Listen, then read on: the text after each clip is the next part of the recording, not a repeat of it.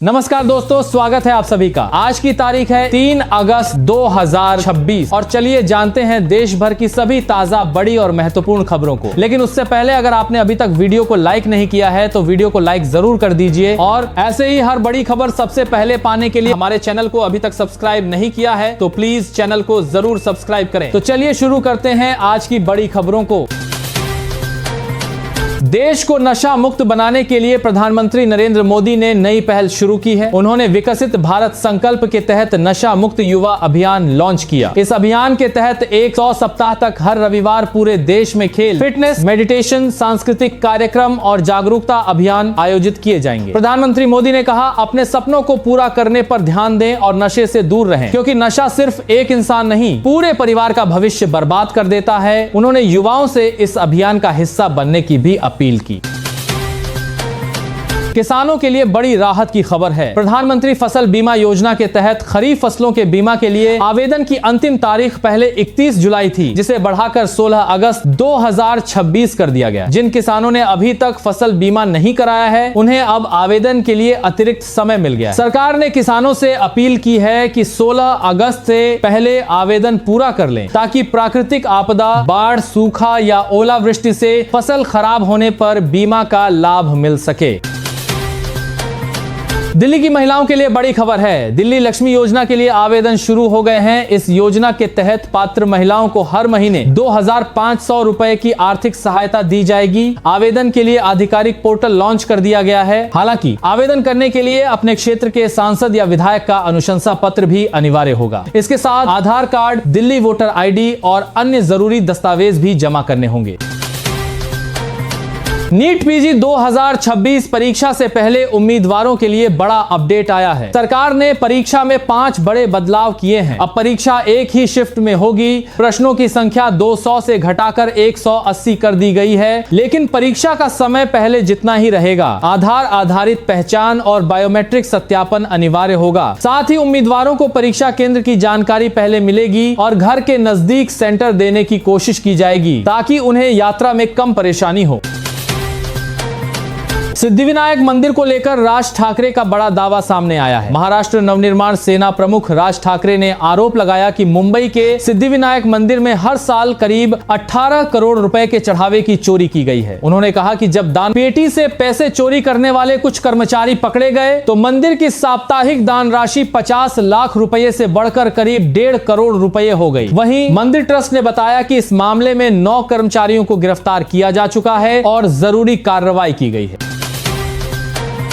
देश में UPI ने एक और नया रिकॉर्ड बना दिया है। जुलाई 2026 में UPI के जरिए 2366 करोड़ से ज्यादा डिजिटल ट्रांजैक्शन हुए, यानी हर दिन औसतन 76 करोड़ से ज्यादा भुगतान किए गए। यह अब तक का सबसे बड़ा आंकड़ा है। वहीं इसी दौरान फास्टैग ट्रांजैक्शन में गिरावट दर्ज की गई है। विशेषज्ञों का कहना है कि UPI की आसान सुविधा और तेजी से बढ़ते डिजिटल पेमेंट की वजह से लोग अब छोटी से बड़ी खरीदारी तक के लिए UPI का ज्यादा इस्तेमाल कर रहे हैं। 3 अगस्त को देश के कई राज्यों में भारी बारिश का खतरा बना हुआ है। भारतीय मौसम विभाग ने 22 राज्यों में बारिश और आंधी तूफान का अलर्ट जारी किया है। हिमाचल प्रदेश, उत्तराखंड, बिहार और पूर्वी उत्तर प्रदेश के लिए रेड अलर्ट, जबकि दिल्ली, पंजाब, हरियाणा, झारखंड, महाराष्ट्र, गुजरात, मध्य प्रदेश, ओडिशा, छत्तीसगढ़, असम, अरुणाचल प्रदेश और जम्मू कश्मीर समेत कई राज्यों के लिए ऑरेंज अलर्ट जारी किया गया है। मौसम विभाग के मुताबिक कई इलाकों में भारी से बहुत भारी बारिश, बिजली गिरने और 70 किलोमीटर प्रति घंटे तक की तेज हवाएं चल सकती हैं। E20 पेट्रोल को लेकर अरविंद केजरीवाल ने केंद्र सरकार के सामने 3 बड़ी मांगे रखी हैं। उन्होंने कहा कि हर पेट्रोल पंप पर लोगों को E20 और सामान्य पेट्रोल दोनों का विकल्प मिलना चाहिए। साथ ही E20 की कीमत सामान्य पेट्रोल से कम रखी जाए, क्योंकि इससे माइलेज कम मिलने की बात कही जा रही है। केजरीवाल ने यह भी ऐलान किया कि 4 अगस्त को वह प्रधानमंत्री आवास तक मार्च निकालकर हस्ताक्षर अभियान का ज्ञापन सौंपेंगे। तत्काल टिकट बुक करने वालों के लिए अच्छी खबर है। रेलवे ने बताया है कि IRCTC की नई बीटा वेबसाइट लॉन्च होने के बाद तत्काल टिकट बुकिंग के पहले 3 मिनट में सफलता दर 5% से ज्यादा बढ़ी है। नई वेबसाइट को पहले से तेज, आसान और ज्यादा क्षमता वाला बनाया गया है, जिससे भारी ट्रैफिक के दौरान भी टिकट बुकिंग बेहतर हो रही है। नई वेबसाइट में कम कैप्चा, कम पॉपअप, तेज बुकिंग और बेहतर इंटरफेस जैसी सुविधाएं दी गई हैं, जिससे टिकट बुक करना पहले से आसान हो गया है। दिल्ली सरकार ने आपदा प्रबंधन कर्मियों को बड़ी सौगात दी है। मुख्यमंत्री रेखा गुप्ता ने दिल्ली राज्य आपदा प्रबंधन प्राधिकरण के project officer, district project officer और प्रोजेक्ट कोऑर्डिनेटर के मानदेय में 100% तक बढ़ोतरी का ऐलान किया है। सरकार के मुताबिक इन कर्मचारियों का मानदेय पिछले 16 साल से नहीं बढ़ा था। इस फैसले का मकसद आपदा प्रबंधन व्यवस्था को और मजबूत बनाना और कर्मचारियों को उनके काम के अनुसार उचित सम्मान देना है। दिल्ली सरकार ने जेलों को लेकर बड़ा फैसला लिया है। अब जेल में हिरासत के दौरान अप्राकृतिक मौत होने पर मृतक कैदी के परिजनों को 5 लाख से 7.5 लाख रुपए तक का मुआवजा दिया जाएगा। जेल कर्मियों की कथित मारपीट या कैदियों के आपसी झगड़े से मौत होने पर 7.5 लाख रुपए, जबकि लापरवाही या आत्महत्या के मामलों में 5 लाख रुपए की सहायता मिलेगी। हालांकि प्राकृतिक मौत या बीमारी से हुई मौत पर यह योजना लागू नहीं होगी। प्रधानमंत्री मोदी को गाली देने वाली 15 वर्षीय लड़की की मां ने भावुक अपील की है। उन्होंने प्रधानमंत्री नरेंद्र मोदी का धन्यवाद करते हुए कहा कि उन्होंने मेरी बेटी को माफ कर नई जिंदगी दी है। लड़की की मां ने कहा, अगर संभव हो तो प्रधानमंत्री मोदी मेरी बेटी को गोद ले लें ताकि वह उनके विचारों से सीखकर एक अच्छी नागरिक बन सके। उन्होंने यह भी कहा कि उनकी बेटी को अपनी गलती का एहसास हो गया है और वह भविष्य में ऐसी गलती दोबारा नहीं करेगी।